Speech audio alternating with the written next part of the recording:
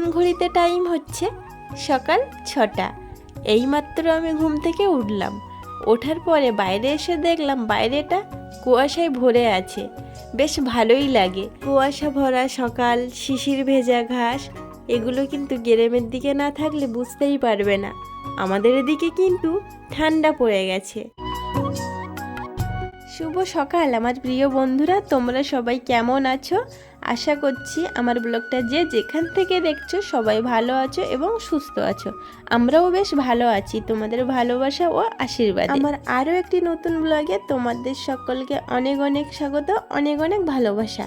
তো চলো আজকের দিনটা শুরু করা যাক। রাতের বেলা খাওয়ার পরে বাসন রেখে দিয়েছিলাম, কারণটা হচ্ছে অনেক রাত্রেই খাওয়া হয়েছে সেই জন্য। আর এখন যেহেতু শীত শীত পড়েছে তো সেই জন্য রাত্রেবেলা আর ধোয়া হয়নি। টাইমে জলও এসে গেছে সকাল সকাল দেখছি, তো সেই কারণে টাইমের জলে সব কিছু পরিষ্কার করে নিলাম।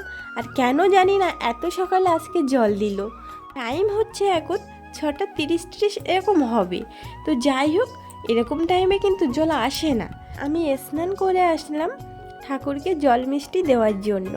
সকালবেলা আগে ঠাকুরকে জল মিষ্টি দেবো, তারপরে বাকি কাজকর্ম করব। এই যে আমার ছোট্ট ঠাকুর ঘর, এটাই আমার কাছে অনেক কিছু। ঠাকুরের কাছে মন থেকে কিছু চাইলে ঠিক সেটা পাওয়া যায়। রাজপ্রাসাদ থেকে ডাকো বা কুঁড়ে ঘর থেকে ডাকো, মন থেকে ডাকলে ঠিক তোমার ডাকে ঠাকুর সাড়া দেবে। তারপরে চলে আসলাম চাল ধুয়ে ভাত বসাতে। ভাত বসিয়ে এদিকে বিছানা তুলতে চলে আসলাম। সকালে বিছানা তোলা হয়নি, ভাই শুয়েছিল সেই কারণে। আমাদের সঙ্গে ভাই এসছে, কিন্তু ভাইয়ের শরীরটা প্রচণ্ড খারাপ, জ্বর হয়েছে, জ্বর সারছে না। ডাক্তার দেখিয়েছি, তো ডাক্তার বলল রক্ত পরীক্ষা করাতে। তো রক্ত পরীক্ষাও করিয়েছি, তো সেখানে রিপোর্ট এসছে লিভার জন্ডিস হয়েছে আর তার থেকে ভাইরাস জ্বর হয়েছে। ডাক্তারবাবু বলল সেই কারণে জ্বরটা ভালো হচ্ছে না।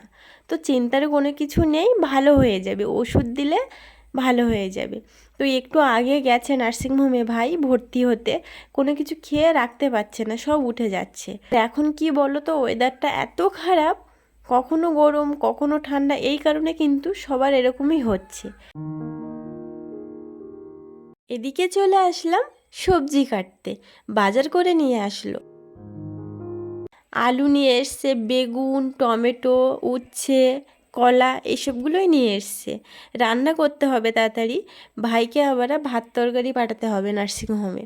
তো সেই কারণে একটু তাড়াতাড়ি রান্না করছি। আজকে সকালে আশিবাসি কাজকর্ম করতে গিয়ে জলটাই ধরতে পারিনি। অন্য দিন ঠাকুর পুজো দিয়ে আগে জল ধরি, কিন্তু আজকে আর সেটা করতে পারলাম না। ভাইয়ের শরীর খারাপ আছে তো তো সেই কারণে আর ওদিকে জলটা ধরতে পারিনি। এদিকে কাজকর্ম করতে গিয়ে রুই মাছ এনেছিল কালকে, তো সেই মাছ আজকে লবণ হলুদ দিয়ে রেখে দিয়েছিলাম সকালবেলা ফ্রিজ থেকে বার করে, এখন ভেজে নিচ্ছি।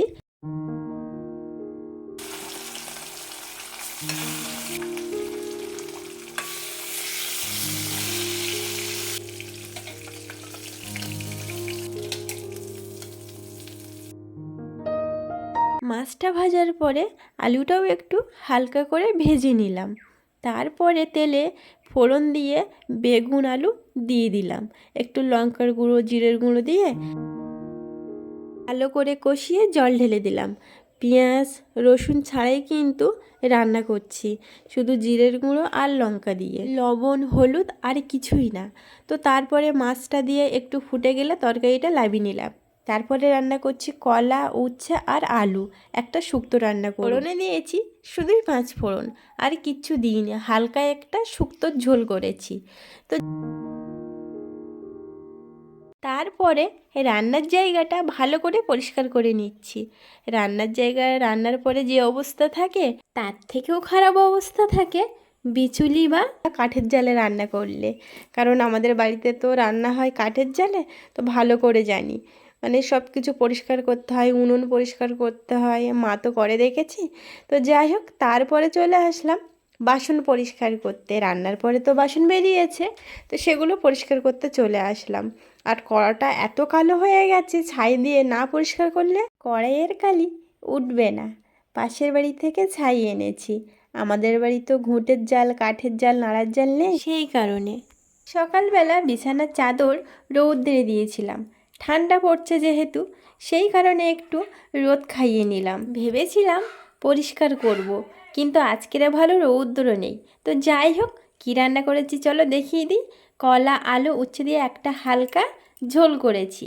এ সাইডে আছে আলু বেগুন আর মাছ দিয়ে একটা ঝোল। তো চন্দনা চলে এসছে, খাওয়া দাওয়া করব। পরে কিন্তু বেগুন পুড়িয়েছি, আর এ সাইডে ঝালও কিন্তু ভেজে নিয়েছি। বেগুন পোড়ার সঙ্গে ঝাল ভাজা না হলে ঠিক তেমন জমে না, আর এর থেকেও ভালো হতো যদি ঝালটা পুড়িয়ে নেওয়া যেত। কিন্তু আজকে আমি ঝাল ভেজে নিয়েছি, ঝাল পোড়ানোর আর সময় হয়ে ওঠেনি। টমেটোও ভাতে দিয়েছিলাম, তো টমেটোও মেখে নিলাম। ভাইয়ের জন্য তো এগুলো পাঠানো যাবে না, ওর জন্য পাঠাবো। কলা আলু উচ্ছে দিয়ে একটা ঝোল করেছি, ওটা পাঠাবো। আর মাছ দিয়ে বেগুন দিয়ে একটা রান্না করেছি, ওটাই পাঠাবো। তাছাড়াও ওর শরীরটা খারাপ, তো সেই কারণে খেতে পাচ্ছে না। যাই খাচ্ছে না কেন সব তুলে দিচ্ছে। ভাত নিয়ে খাওয়া দাওয়ার পরে তো চন্দন যাবে, কারণ এখন 1টা বাজে, ওর ওষুধ খাবারও টাইম হয়ে গেছে, সেই জন্য তাড়াতাড়ি খেয়ে নিচ্ছি। সাধারণত 2টো না বাজলে আমাদের কিন্তু খাওয়া হয় না, যেহেতু একজন অসুস্থ আছে, তো সেই কারণে তাড়াতাড়ি ঘরে আসলো। তাড়াতাড়ি বলতে ওই 12টা। এমনি দিন ঘরে আসতে আসতে 1টা 2টো না হলে 3টে, আর খেতে খেতে 4টে বেজে যায়। তো যাই হোক, চলো খাওয়া দাওয়া করে নিই। বেগুন মাখাটা কিন্তু বেশ লেগেছিল, তরকারিটাও কিন্তু ভালোই হয়েছে।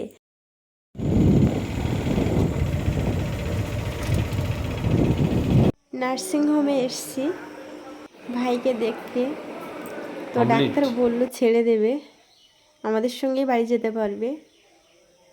এই যে স্লাইন খুলছে।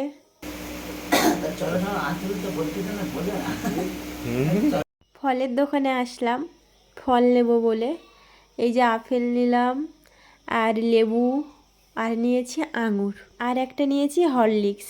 এখান থেকেই নিয়েছি, এখানে পাওয়া যায় দেখলাম, তো এখান থেকেই নিয়ে নিলাম। ভাইয়ের শরীরটা না খুব দুর্বল হয়ে গেছে, কিছু খেতে পারছে না, তো সেই কারণে একেবারে নিয়ে নিলাম। বাড়ি যাওয়ার পথে সকালে আসতে হতো জিনিস কটা নেওয়ার জন্য, তো দেখলাম দোকান খোলা আছে, সেই কারণে নিয়ে নিলাম। টাইম হচ্ছে এখন 10টা। এখন ঘরে আসলাম ভাইয়ের ওখান থেকে, ভাইকেও ছেড়ে দিয়েছে আমাদের সঙ্গে। আজকের সারাদিন স্লাইন দিয়েছে, আর দেবে কালকে। ঠান্ডাও পড়েছে, গায়ে দেওয়ার জন্য তো কিছু নিয়ে যাওয়া হয়নি ওখানে। ফেরার পথে ওই ফলের দোকানে গেলাম, ফল তো নিতেই হতো কালকে, তো দেখলাম দোকান খোলা আছে, তো সেই কারণে ওই ফলের দোকানে গিয়ে ফল নিলাম। আপেল নিয়েছি, আর নিয়েছি লেবু, আর একটা হরলিক্স নিয়েছি, আর নিয়েছি আঙুর, আর কিছু না। ভাইয়ের শরীরটা খুবই দুর্বল, খেতে পাচ্ছে না, কোনো কিছু খেয়ে রাখতে পারছে না, তো সেই জন্য নিলাম আর কি। রাতের বেলা ওকে ভাত দেবো একটু পেঁপে সেদ্ধ দিয়ে। ওকে আবার ডাক্তার বলে দিয়েছে হলুদ আর তেলের তরকারিটা একটু কম খেতে। আমাদের জন্য দুপুরবেলা ভাত তরকারি সবটাই আছে, আমাদের জন্য আর রান্না করতে হবে না, শুধু ওর জন্য একটু রান্না করব। তো যাই হোক, ভিডিওটা এখানে শেষ করছি। সবাই ভালো থাকবে, সুস্থ থাকবে, দেখা হচ্ছে নতুন কোনো একটা ভিডিওর সঙ্গে। ততক্ষণের জন্য সবাইকে টাটা।